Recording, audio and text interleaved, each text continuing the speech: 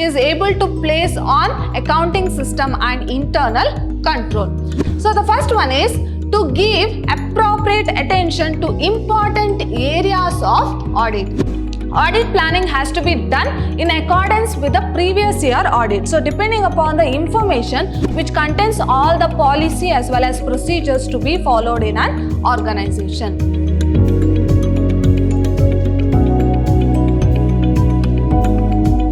Hello everyone, I am Harshita, lecturer, Department of Commerce, Vidyashram First Grade College, the Temple of Excellence, Mysore. Today we are in the session 1 of Unit 2, Audit Planning and Control. So what do you mean by audit planning? So what is planning? Planning means deciding in advance about what to do, when to do, who has to do and where has to do it. So all these deciding in advance is known as planning. In the same way, planning is required in each and every activities. In the same way, planning is required in auditing also. So when an auditor goes for an auditing process, so he can't do the examination of books of account randomly. So there should be a proper plan. According to that, he has to do the work so that he can do the work very efficiently and effectively. In the sense, he can complete the work with minimum time as well as with minimum effort. So this is all about planning, that is audit planning. So here in this unit, you are going to learn completely about audit planning and control. So why this planning is required in an organization, why this planning is required by an auditor. So why the auditor has to plan before he goes for auditing process. Now we shall move on through the session. So let us see what is this audit planning. According to Chartered Accountants of India, enunciated by Accounting Standard, that is AAS 1, that an auditor should plan his work. So in the sense, he has to plan his work to enable him to conduct an effective audit. So why he has to decide in advance? So being an auditor, he has to decide in advance what work he has to do in the auditing process. Then how he has to do it? What is the time duration of that auditing process? So that plan is known as what? Planning about audit is known as what? Audit planning. So that an auditor should plan his work to enable him to conduct an effective audit in an efficient and timely manner. Now why he has to plan an audit? So before going through an auditing process, as I told, he has to plan properly. Now why he has to plan? In order to make his work, in order to reduce the work or in order to reduce the burden of his work so that he can conduct the work very efficiently and effectively. So what do you mean by efficiently and effectively? In the sense, he can complete the assigned task with minimum resource as well as with minimum time. So a proper plan is required. For example, if an auditor goes for an auditing of a client where he don't have any information about the client's financial statement, then it will be difficult for him to conduct auditing process. So before going through an auditing process, he should have a thorough knowledge about the client also and what are the works to be conducted, what are the work to be conducted in the auditing process, what are the books of account he has to refer. So what are the aspects he has to check in the auditing process. So each and everything he has to plan properly, and what is the time duration of that audit process. So he has to plan properly and then go for auditing work so that he can complete the work successfully. So this is about audit planning. Next, we shall see what is the need for audit planning. So why this audit planning is required for an auditor. So audit planning is needed particularly for the following purpose. Let us see what are the purpose. So the first one is to give appropriate attention to important areas of audit. So why this audit planning is required? So before an auditor goes for an audit process, so he has to know on which area he is going to do the auditing. So I have discussed in a previous session, there are various types of audit like cost audit, management audit or tax audit. So before an auditor goes for an audit process, so he has to know upon which area he has to give more importance so that the audit result can be ascertained very easily. So to give appropriate attention, in the sense, He has to see through that upon which area he has to give more appropriate attention to important areas of audit. And the second one is to identify promptly potential problems. So there are a number of problems which are arising in this auditing process, right? So he has to identify upon which problem he has to give more importance so that it can be easily solved. So to identify promptly potential problems. And the third point is to complete the work expeditiously. It means what? As expected, he has to complete the work. So if he want to complete the work as expected, so that he has to have a proper plan before going through a auditing process. So how the auditor have expected that the work of an audit process has to be completed, in the same way it will be completed if he has a proper plan. That is with minimum cost as well as with minimum time.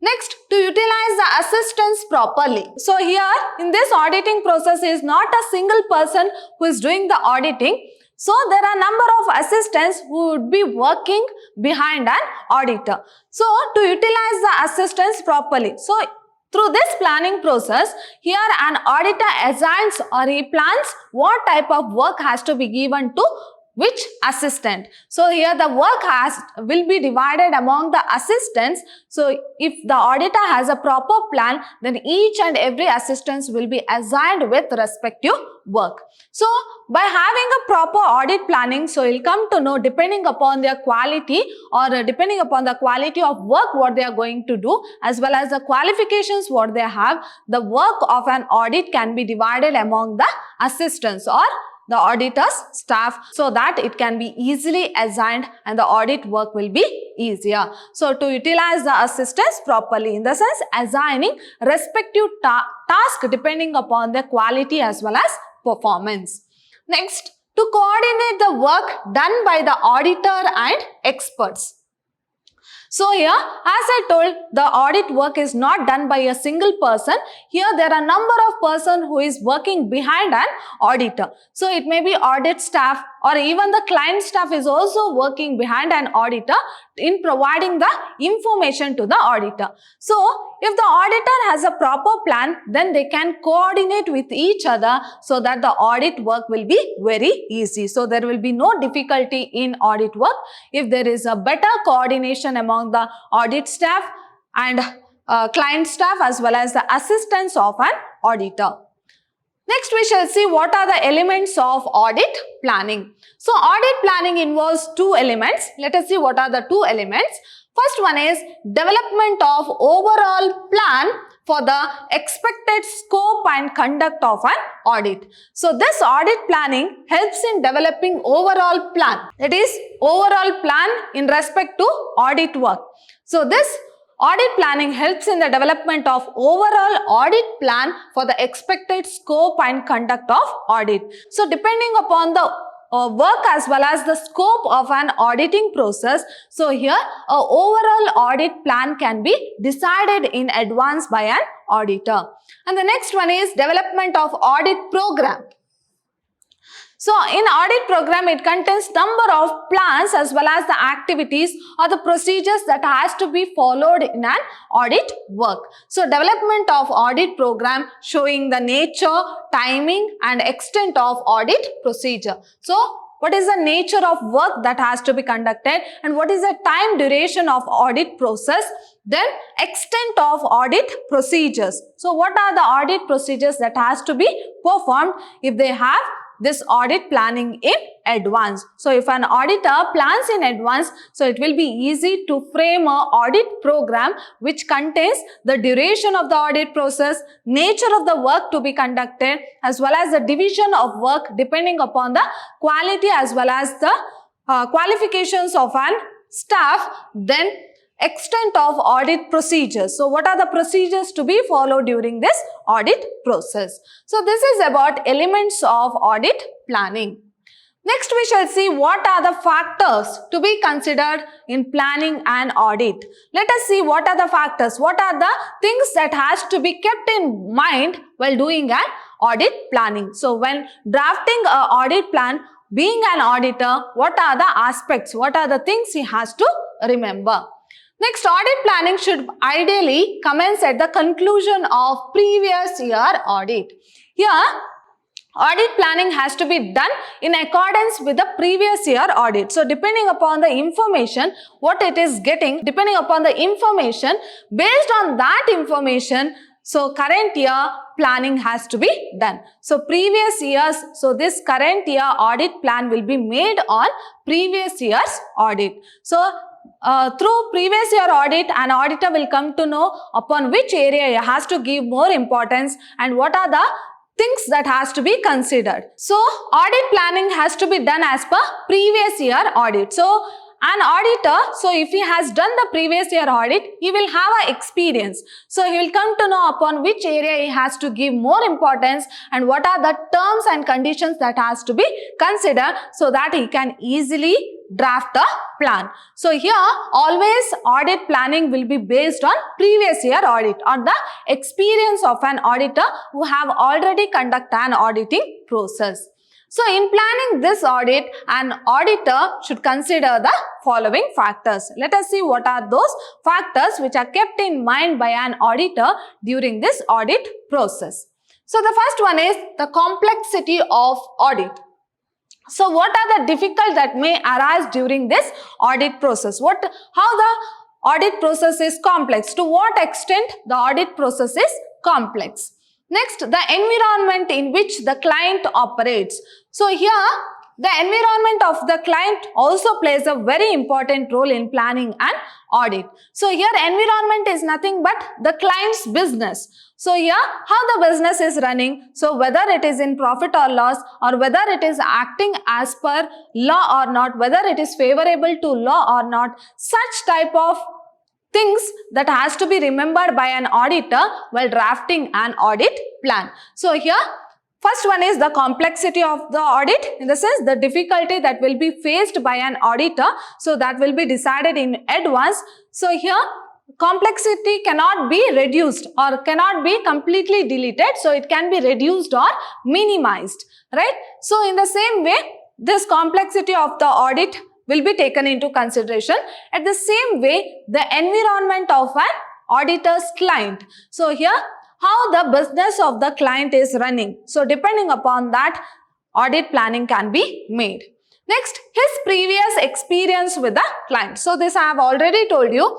If the auditor have much experience about previous year audit, then he will have an experience so that he can easily draft a audit plan. So, depending upon the experience, he can easily draft a plan. Next, knowledge of the client's business. So, this I have already told you in the previous sessions. So, being an auditor, so he can't directly go and do the auditing work, or he can't directly go and examine the books of accounts of a client, that is of an organization. So, here he should have a thorough knowledge about client's business. So, he has to physically go and check the client's business. So, he has to visit the client face to face and he has to see how the business is running. So, depending upon that, he can do the auditing work. So, he should have a thorough knowledge about client's business. So, when a date is fixed, he can't randomly go and examine the books of accounts, because there are a lot of information to be collected from the client also. So, there should be a good communication between the client as well as auditor. Now, let us see what are the knowledge. So, I have told there should be a thorough knowledge. So, being an auditor, he should have a thorough knowledge about the client's business, in the sense the organization where he is going to do the audit work. So, upon that organization or client, he should have a thorough knowledge. Let us see what are the knowledge of the client's business an auditor should have. So, knowledge of client's business can be derived from various sources. So, there are a number of sources to derive the client's knowledge. These sources are the client's annual report. So, from where do we get client's information? So, I have told before going through an audit process, he should have a thorough knowledge about client's business. Right? So, how it is running. So, what are the activities that has been conducted by the client, whether they are doing the activities according to law or not, and whether the financial reports are according to accounting standards. So these have to be checked by an auditor before going through an audit process. Now, this information, where do this auditor get all these information about the client? So the first is the client's annual reports to shareholders. So here, in an organization or a company, so where there are number of shareholders, so annually they have to present annual report to the shareholders. So telling that the financial position of the company. So this annual reports tells the financial position of the company. So here an auditor, before going through an audit process, so he can collect that audit report which has been given to the shareholders, which has been presented to the shareholders. So he can refer that audit report. Next, the minutes of the meeting of shareholders and board of directors and important committees. So, what are the discussions? So, what do you mean by minutes? Minutes is nothing but agenda of the meeting. So, what they have discussed in the meeting. So, the minutes of the meeting of shareholders. So, there will be a meeting, annual general meeting between the shareholders, board of directors and other important high-level committees. So, what are the things they have discussed in that meeting? So, being an auditor, he can collect that information, that is the minutes of the meeting. So, what the agenda of that meeting, what they have discussed in that particular meeting between shareholders, board of directors as well as higher level members of the committee. Next, internal financial reports for current and previous period. So, how do they get internal financial reports? From the accounting staff, that is from the client staff, they can take this internal financial reports, that is the financial report of an organization for current and previous period. So an auditor can collect information through internal financial reports of the organization. So what do you mean by internal financial reports? So the financial report which is prepared inside the organization by the accounting staff. So he can collect that information of previous year as well as current year, so that he can compare both years' financial report. And the next one is budgets. So he should collect, or he should know what is the budget of an organization. So how much budget they have declared, what is the capital worthiness of the organization. Next, previous year audit working papers and other relevant files. So here an auditor can collect previous working papers. So if a person for the first time is going for an organization for the audit process, then he can collect previous year audit working papers. Working paper in the sense, these are the working papers which is relating to audit. So like audit reports, so there are audit working papers also.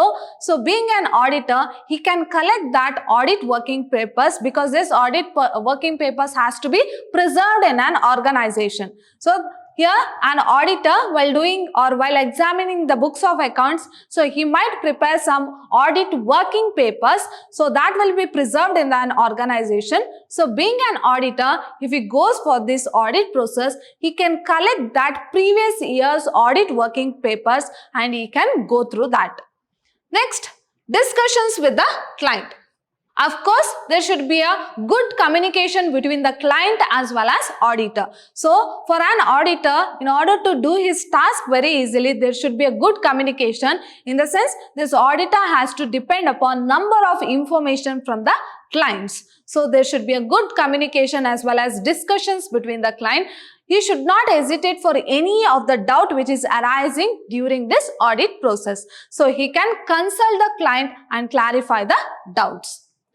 Next, the client's policy and procedure manual.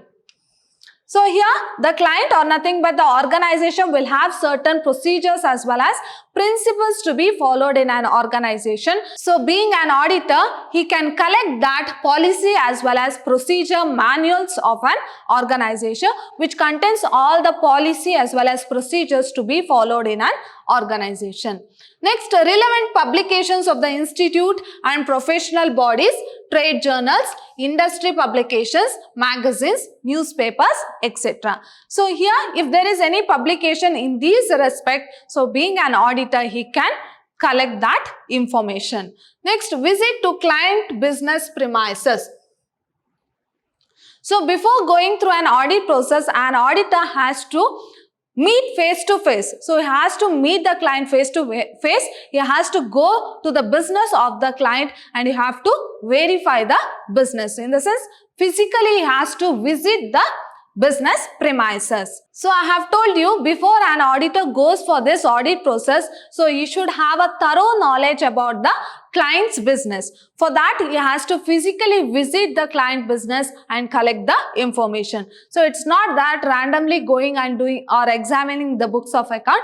So before examining the books of account, there should be a good communication between the client as well as auditor, and the auditor have to physically visit the business premises. Now let us see knowledge of the client business, how it helps. How this knowledge about client business helps the auditor. So the first one is to identify the areas for audit consideration. So this I have told you. So if the auditor have a thorough knowledge about client business, then it will be easy for him to select on which area he has to do the audit process. So for which area he has to give more importance so that the audit result can be ascertained very easily. So to identify the areas for audit consideration. So I have told you there are number of types of audit, like tax audit, so which is related to tax. In the same way, management audit, in the same way, cost audit. So there are number of types of audit. So if an auditor has thorough knowledge about his client business, then he will come to know what type of audit he has to conduct and what are the things he has to take into consideration. Next, reasonableness of management representations.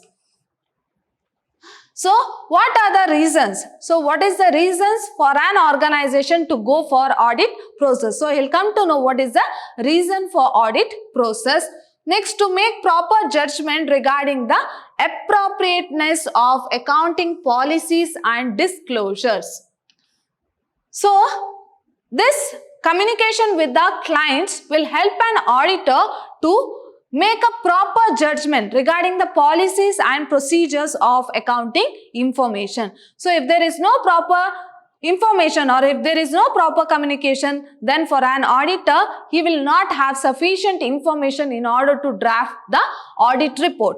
So, in order to write an audit report, there should be a proper information. So, this information will be ascertained from the client's business. So, there should be a good knowledge about client business so that he can judge the principles and policies of the organization relating to financial statement. Next, to develop proper overall audit plan. So, this will help in order to draft a overall audit plan. So, I have told you audit plan is nothing but deciding in advance. So, before deciding in advance, an auditor should have a thorough knowledge about client's business. So, how it is working. So, who are the members who are working and how are they maintaining their books of accounts, whether they are following policies as well as principles of accounting system. So, if he knows all this information, then he can easily draft the audit plan. So, these are the things which helps an auditor to draft an audit plan very easily. And the next topic is developing an overall audit plan. So, I have told you, so in order to develop an audit plan, here an auditor should have a thorough knowledge about his client business. Now, let us see how he is going to draft an audit plan. So, in developing an overall audit plan for the expected scope and conduct. So, what do you mean by expected scope and conduct? So, here the quality of auditing depends upon the quality of audit report which the auditor is going to present. So, what do you mean by quality of audit report? In the sense, the accuracy which contains in the audit report.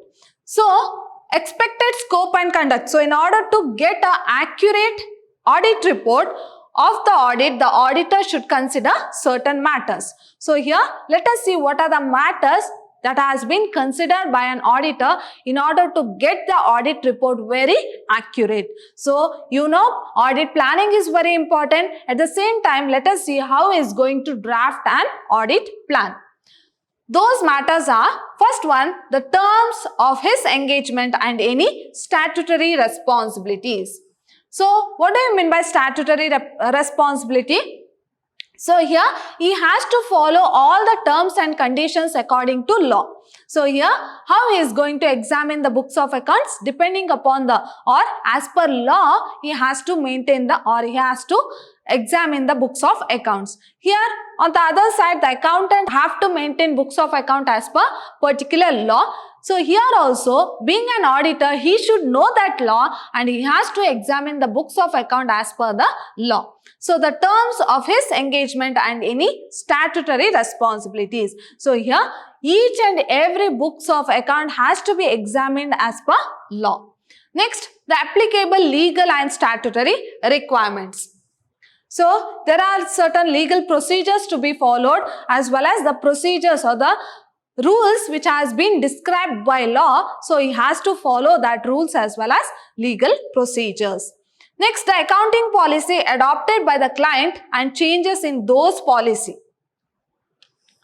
Next, he has to identify whether the organization is following the accounting policy or not. So I have told each and every transaction in the books of account has to be recorded as per accounting standards as well as principles. Suppose if the organization is not following that, then an auditor should identify that and it has to be mentioned in the audit report. So audit report is nothing but the opinion which is given by an auditor about the financial statements of an organization. So if the organization is not following that accounting standards as well as principles, then of course the accounting information will be wrong.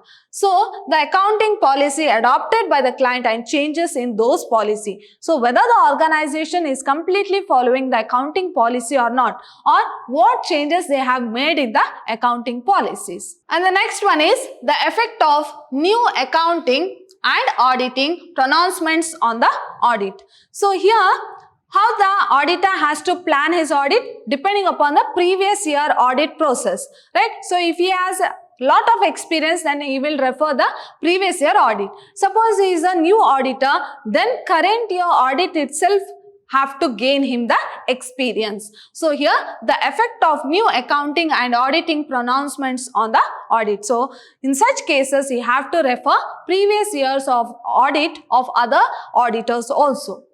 The identification of significant audit areas. So before planning an audit, he should know upon which area he has to give more importance. In the sense, first you have to identify which area of audit he is going to do. So depending upon that, audit planning can be made. So what do you mean by nature and timing of report? So it's nothing but submission of audit report to the client. So here audit report will be submitted to the client depending upon the demand of the client. So here the client will give certain time period in order to submit the audit report. So upon that time, this auditor has to submit the report to the client. And how the auditor is going to prepare a report? So here an auditor examines each and every transaction in the books of account. Later, he gives his opinion in a form of report. He gives the opinion of financial statements of client in the form of report, which is known as audit report. Now, in order to prepare audit report properly, so he has to get proper information from the client. At the same time, the nature of the work also depends upon the submission of report. And the next one is the setting of materiality level for audit purpose. Now, what do you mean by material facts? In the sense, material in the sense, the truth facts has to be included in the audit report. So, how an audit plan has to be prepared? So, it contains only material facts about the organization, in the sense, truth facts about the organization, so that it leads to increase in accuracy of audit report.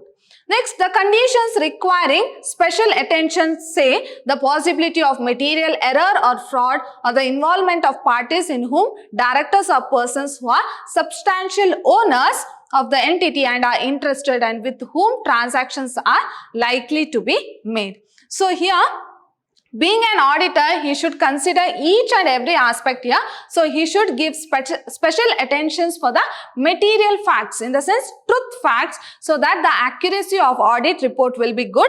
In the same way, he should not involve any parties in respect of fraud as well as errors. So here he has to go through each and every transactions properly, and he has to take into material facts, and this frauds as well as errors has to be minimized. So he should not take any of the parties in between while doing this audit work.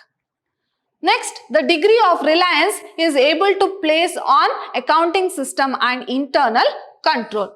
So, upon whom he is going to rely? So, being an auditor, so he goes for an audit work of a client who is outside his limit, right? So, for whom to rely for the accounting information, the nature and extent of audit evidence.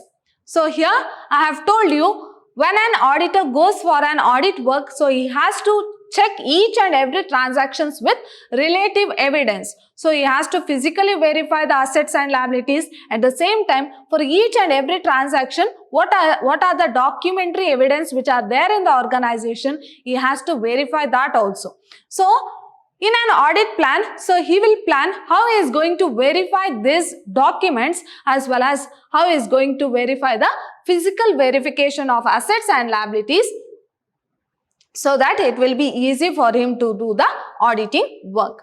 Next, the work of internal audit and the extent of their environment, if any, in the audit. So, internal audit is nothing but the audit which is done inside the organization by the staff itself. That is, the organization staff itself will do the audit work. So, whether the internal staff has done the audit work or not. So, he is an external auditor. So, before an external auditor goes for examining books of account, whether internal audit is being done in an organization or not. The involvement of other auditors in the audit of subsidiaries or branches of the client.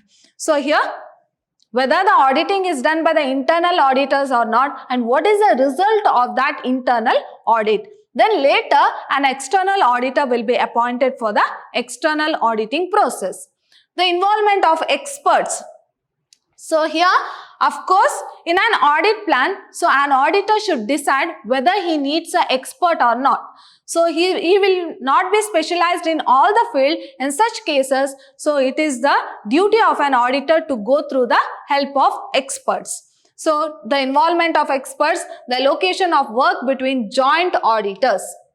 So, how is going to distribute this whole audit work among his staff or joint auditors, in the sense along with the main auditor. So, there will be number of auditors who is doing the audit work. So, they are called as what? Joint auditors. So, during this audit plan, so he has to remember whether he has to involve the experts or not, whether he is able to do all the work by his own or not, or whether he has to appoint an expert. Along with that, whether he can do work alone or whether he need joint auditors, in the sense help of other auditors. Next, staffing requirements. So, along with this auditing process, there are a number of staffs who would be working behind an auditor, who is known as what? Auditor staff. So, whether being an auditor, whether he wants this audit staff or not. So, whether he wants experts or whether he wants joint auditors, along with that, in order to do other type of work, whether he need audit staff. In the sense, staff in back of an auditor. Staff who is working with an auditor, who is known as what? Auditor's staff. So, in today's session, we have learnt about audit plan. So, that's nothing but the plan which is made in an audit process. So, before going through an audit process, how the auditor has to plan the auditing work. So, in my next session, we shall discuss about audit program, meaning of audit program, definition of audit program, essentials of an audit program, then objectives of an audit program. So, as I told, this unit is relating to audit planning and control, where you are going to learn about audit plan and audit programs. So, how this audit program is important for an auditor. So, my dear students, today we have learnt about audit planning. In my next session, I am going to continue with a new topic. See you all in my next session. Till then, take care. Thank you.